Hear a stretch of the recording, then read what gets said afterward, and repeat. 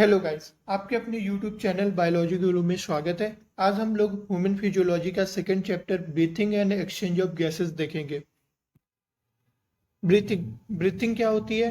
ये एक simple process होती है, ऑक्सीजन लेना और CO2 को छोड़ना एटमॉस्फेयर पर।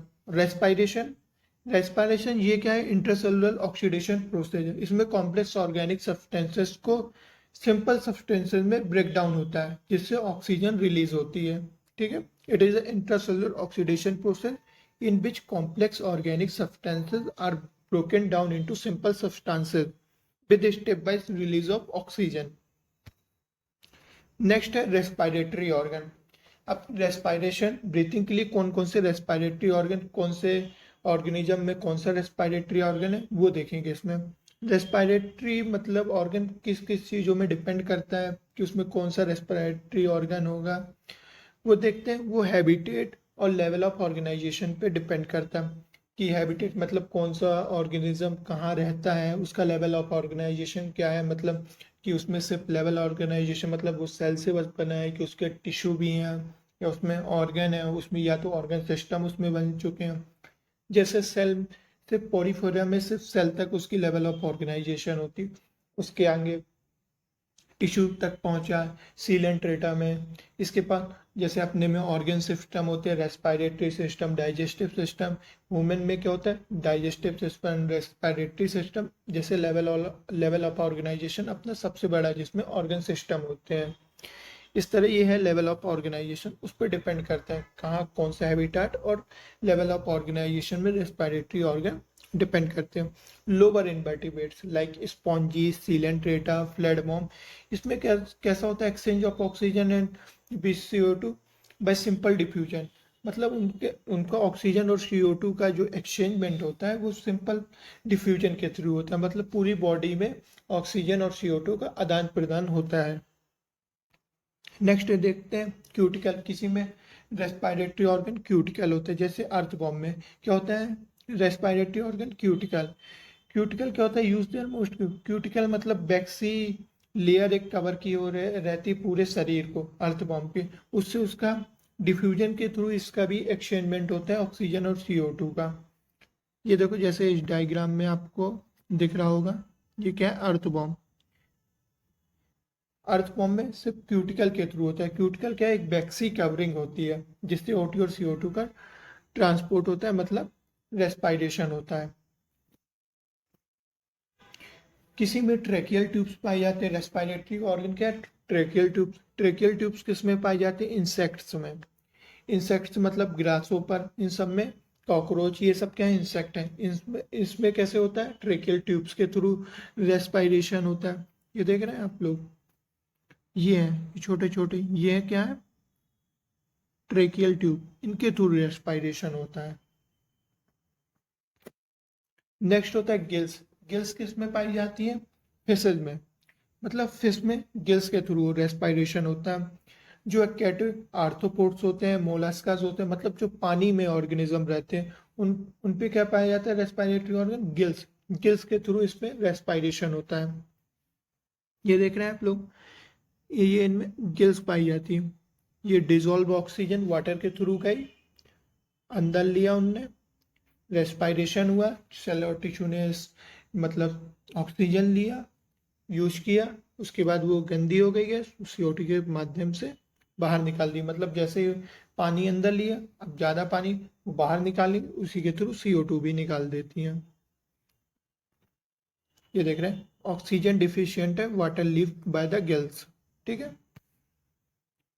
अब जैसे अपने में क्या पाया जाता है? लंग्स पाए जाते हैं। लंग्स किसमें पाए जाते हैं? वर्टिबर जिसमें वर्टिब्रा आ जाती है। जैसे हम लोगों में वर्टिब्रा है, उसमें लंग्स पाए जाएंगे। Vascularized bags called lungs pulmonary respiration are used by terrestrial forms for the exchange of gases. Terrestrial मतलब जो जमीन पे रह रहे हैं, टेरेस्ट्रियल मतलब घर बना के जमीन पे रह रहे हैं, उन पे लंग्स लंग्स पाई जाती है जो कि ह्यूमन होते हैं। नेक्स्ट है, देखते हैं कुछ कुछ ऑर्गेनिज्म है among vertebrates fishes uses gills where amphibians, reptiles, birds and mammals respire through lungs। जैसे रेप्टाइल होते हैं, बर्ड्स होते हैं, मैमल्स होते हैं, उसमें लंग्स के थ्रू रेस्पिरेशन और कुछ वर्टिब्रेट्स और फिशेज होती है उसमें उसमें गिल्स के थ्रू रेस्पिरेशन होता है। एम्फीबियंस की हमने गिल्स में बात की थी कि गिल्स के थ्रू होते हैं, पर एक एक एक्सेप्शन है जो कि है फ्रॉग का। उसका रेस्पिरेशन किसके थ्रू होता है? स्किन के थ्रू रेस्पिरेशन होता है। ये ध्यान रखिए, नीट में एक बार क्वेश्चन आया था कि फ्रॉग का रेस्पिरेशन किसके थ्रू होता है। वैसे तो फ्रॉग क्या एम्फीबियन है, उसका किसके थ्रू होना चाहिए? गिल के थ्रू होना चाहिए, पर उसका किसके थ्रू होता है? स्किन के थ्रू होता है। क्यूटेनियस रेस्पिरेशन, क्यूटिकल की वैक्सी लेयर कवर की हुई थी, उसी प्रकार इसमें फ्रॉग में भी वैक्सी लेयर क्यूटिकल की कवर की होती है, उसके थ्रू रेस्पिरेशन होता है। ठीक है, ये ध्यान रखना, ये मोस्ट इंपॉर्टेंट है। ठीक है, नेक्स्ट है ह्यूमन रेस्पिरेटरी सिस्टम। लंग्स की बात करेंगे ह्यूमन रेस्पिरेटरी सिस्टम में। अब हम इसमें लंग्स की बात करेंगे। We have a pair of external nostril, मतलब अपने पास पेयर ऑफ एक्सटर्नल नॉस्ट्रल मतलब दो नाक है अपने पास, opening out above the upper lips, upper lips के ऊपर दो नाक है।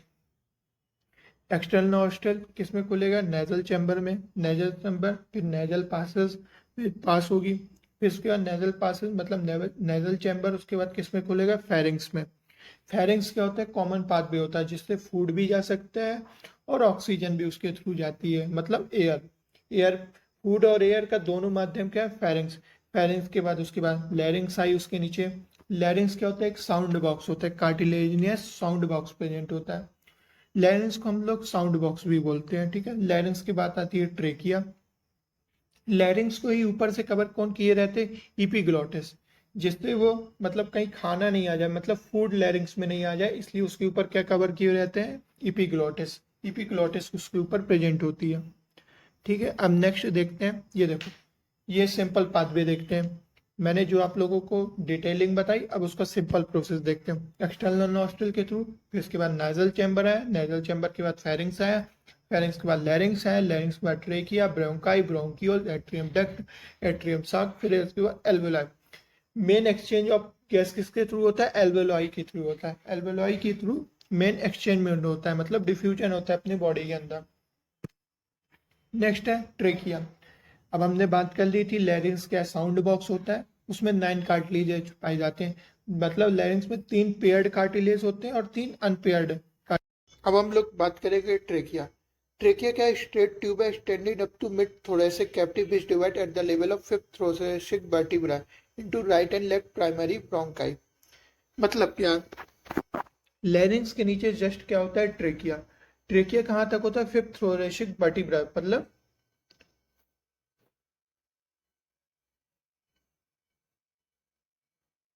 T5 वर्टिब्रा तक ये पाया जाता है। ठीक है, वहां से ये डिवाइड हो जाता है right and left primary bronchi से।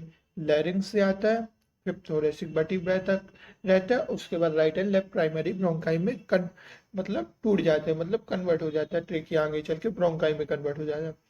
फिर bronchi, primary bronchi, secondary bronchi, tertiary bronchi, फिर टर्सरी ब्रोंकाई, फिर ब्रोंकाई क्या होते हैं? फिर ब्रोंक्यूल्स, मतलब उनका डायमीटर, जो ब्रोंकाई का डायमीटर बड़ा होता है, फिर इसका वो और छोटे ब्रोंक्यूल्स में कन्वर्ट हो जाती है। फिर ब्रोंक्यूल्स रेस्पिरेटरी ब्रोंक्यूल्स में कन्वर्ट होती है। रेस्पिरेटरी ब्रोंक्यूल्स आगे चल के एट्रियम डक्ट बनाएंगे, एट्रियम डक्ट के अंदर एट्रियम साक होगा, फिर एट्रियम साक के अंदर एल्वेओलाई होगा। ठीक है, ये होता है पूरा प्रोसेस। ये देखो यहाँ पर जो मैंने बताया वो चीज यहाँ लिखी। Each bronchi undergo repeated division to form the secondary and tertiary bronchi and bronchiole, मतलब टर्सरी ब्रोंकाई तक बना, उसके बाद ब्रोंकाइल्स किसमें कन्वर्ट हो जाएगा? ब्रोंक्यूल्स में। Bronchioles ending in a very thin terminal bronchiole, the trachea, primary, secondary, tertiary bronchi and initial bronchi are supported by incomplete cartilaginous ring. जो पता ट्रेकिया हो गया, फिर प्राइमरी ब्रोंकाई कन्वर्ट हो रहा है, फिर सेकेंडरी ब्रोंकाई, फिर टर्सरी ब्रोंकाई, फिर टर्सरी ब्रोंकाई प्राइमरी ब्रोंक्यूल्स में कन्वर्ट हो रही थी। ये जो 4-5 चीजें हैं, ये क्या हो? इनकम्प्लीट कार्टिलेजिनियस रिंग से कवर होती हैं। और जो इसके बाद secondary bronchi, terminal bronchioles give rise to a number of thin irregular walled and vascularised bag like structure called alveoli. ये सब का किससे कवर होते हैं? कार्टिलेजिनियस बैग से कवर होते हैं। ठीक है, कहाँ तक? इनिशियल ब्रोंक्यूल तक, इनका इनकम्प्लीट कार्टिलेजिनियस रिंग से, और इसके बाद कंप्लीट कार्टिलेजिनियस रिंग से कवर होते हैं। अब देखते हैं, the branching network of bronchi, bronchioles and alveoli comprise the lungs. ये ब्रोंकाई, ब्रोंक्यूल्स, एल्वेलाई ये सब मिलके क्या बनाते हैं? लंग्स बनाते हैं। लंग्स में क्या, लंग्स की कवरिंग को क्या बोलते हैं? प्लूरा। प्लूरा, ठीक है। लंग्स की कवरिंग को क्या बोलते हैं? जैसे एक मिनट, देख रहे हैं ये डायग्राम के थ्रू।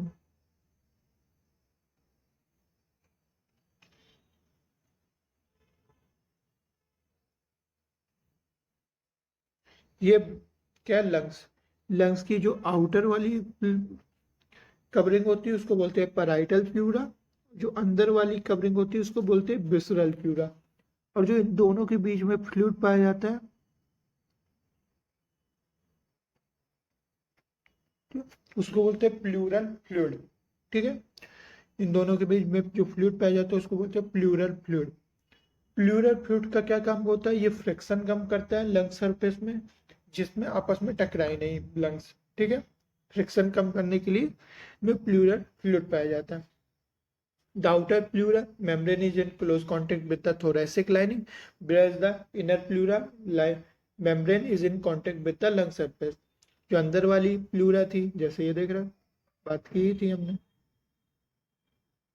ये जो अंदर वाली प्लूरा है वो लंग सरफेस से कवर रहेगी, मतलब लंग सरफेस के पास रहेगी। और जो बाहर वाली प्लूरा है वो थोरेसिक से लाइनिंग होगी। ठीक है, जो लंग्स कहाँ पाई जाती है? थोरैक्सिक कैविटी में पाई जाती है। तो आउटर वाली किससे? थोरैसिक लाइनिंग से कवर, मतलब पास में पाई जाएगी, क्लोज कांटेक्ट में।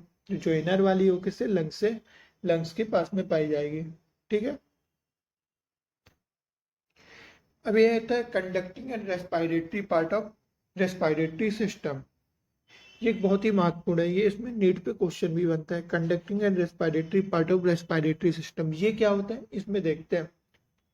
ये देख रहे हैं, कंडक्टिंग पार्ट की बात कर रहे हैं। The part starting with the external nostril up to the terminal bronchioles constitute the conducting part.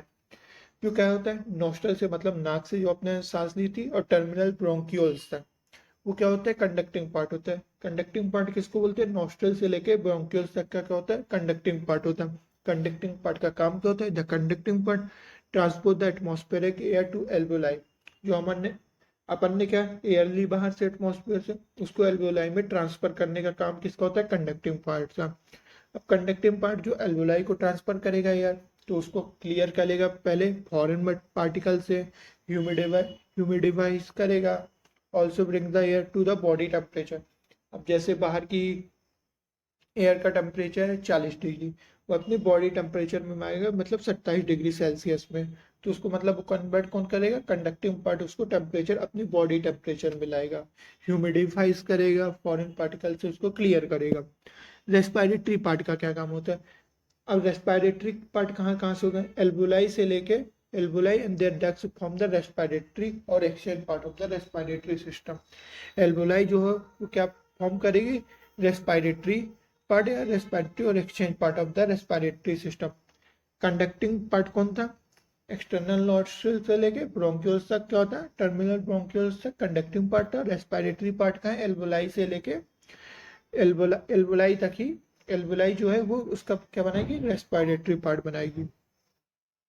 Respiratory part का क्या काम होता है? अब कंडक्टिंग पार्ट ने उसको ह्यूमिडिफाइज कर दिया फॉरेन पार्टिकल से, मतलब उसको रिमूव कर दिया फॉरेन पार्टिकल उससे, और उसको क्या है? बॉडी टेम्परेचर तक ला दिया। अब इसका क्या काम होगा? अब रेस्पिरेटरी पार्ट का क्या काम होगा? यहाँ पर एक्चुअल डिफ्यूजन होता है, ऑक्सीजन और CO2 का ट्रांसपोर्ट होगा, मतलब एक्सचेंजमेंट होगा। किससे? टिश्यूज से। एल्वुलाई से टिश्यू से एक्सचेंज होगा। एल्वुलाई से टिश्यू में जाएगी ऑक्सीजन, टिश्यू से क्या है? एल्वुलाई, टिश्यू से एल्वुलाई में क्या आएगी? CO2। इसका जो एक्सचेंज होता है वो किसके थ्रू होता है? रेस्पिरेटरी पार्ट के थ्रू होता है। अब देखते हैं रिलेशन ऑफ लंग्स। अब लंग्स का क्या रिलेशन है?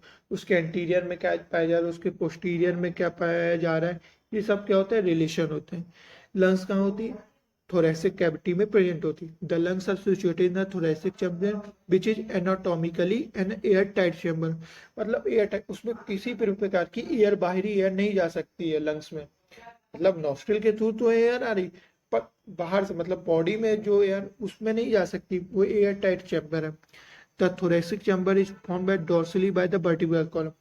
जो लंग्स के पीछे क्या होता है, वर्टिब्रल कॉलम, उसके वेंट्रल में क्या होता है, स्टर्नम होता है, लेटरल में किनारे साइड उसमें क्या लगी रहती है, रिब्स होती है, और लोअर साइड में क्या होता है, डोम शेप का डायफ्राम,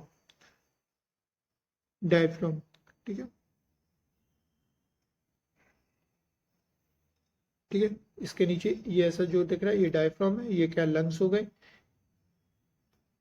यहाँ से क्या था, सॉरी, ठीक है, ट्रेकिया, ट्रेकिया किसमें, फिफ्थोरेसिक वर्टिब्रा से ब्रोंकाई, ब्रोंकियोस में कन्वर्ट हो रहे, फिर एल्वोलाई बन रही थी, ठीक है। ये डोम से की जो डायफ्राम हो रहा है, ये चीफ रेस्पिरेटरी मसल है, यही आगे चल के इसका काम बताएंगे, रेस्पिरेटरी मसल है, इसी के थ्रू रेस्पिरेशन की प्रोसेस होती है, आगे इसकी डिटेल में चर्चा करेंगे, ठीक है। अभी के लिए इतना देख लो कि डायफ्राम का बहुत ही यूज है रेस्पिरेशन में, क्या चीफ रेस्पिरेटरी मसल है। Anatomical setup of lungs in thorax in such way that any change in volume of the thoracic cavity will be reflected in the lungs cavity. अगर भी कोई भी चेंजमेंट हुआ thoracic cavity में तो वो सीधा इसका इफेक्ट किस में जाएगा, लंग्स में जाएगा, इसलिए वो पूरा बहुत ही एयर टाइट चैम्बर है। Such an arrangement is essential for breathing as we can not directly alter the pulmonary volume. हम इसको डायरेक्टली अल्टर नहीं कर सकते पल्मोनरी वॉल्यूम का, इसके लिए ब्रीथिंग की जरूरत होती है। अब respiration involve the following step, ये देख लेते हैं। पहला, रेस्पिरेशन में कौन कौन से स्टेप्स होती है, पहले ब्रीथिंग और pulmonary ventilation by which the atmospheric air is drawn into CO2 rich air is released out, मतलब ऑक्सीजन लिया, CO2 को एल्वुलर में जो CO2 है उसको बाहर छोड़ दिया, किसके through, diffusion of oxygen and CO2 across alveolar membrane, alveoli के थ्रू तो हो रहा था, उसकी मेम्ब्रेन के थ्रू O2 और CO2 का एक्सचेंजमेंट, ठीक है, ऑक्सीजन लेना और CO2 को छोड़ना, ये दो पॉइंट में पहले लिखा हुआ है, दो पॉइंट इस पे लिखे हुए। फिर transport of gases by the blood, अब एल्वुलाई से टिश्यू तक इसका ट्रांसपोर्ट कैसे होता है, एक्सचेंज कैसे होता है, ब्लड के थ्रू होगा। फिर diffusion of oxygen CO2 between the blood and tissue, ये बता ही दिया, ब्लड और टिश्यू के बीच ब्लड के थ्रू ट्रांसपोर्ट होगा।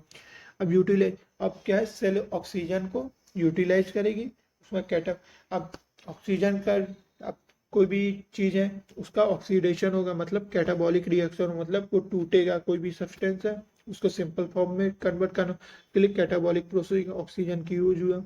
अब उसके बाद जो रिजल्टेंट CO2 निकलती, मतलब बेकार CO2 निकलती, उसको बाहर निकालना होता है, ठीक है, उसको एल्वुलाई के थ्रू, नॉस्ट्रल के थ्रू CO2 बाहर निकल जाती है। आज के लिए इतना काफी है, अगर आपको पसंद आया तो लाइक एंड सब्सक्राइब करना मत भूलें, ठीक है, गुड बाय।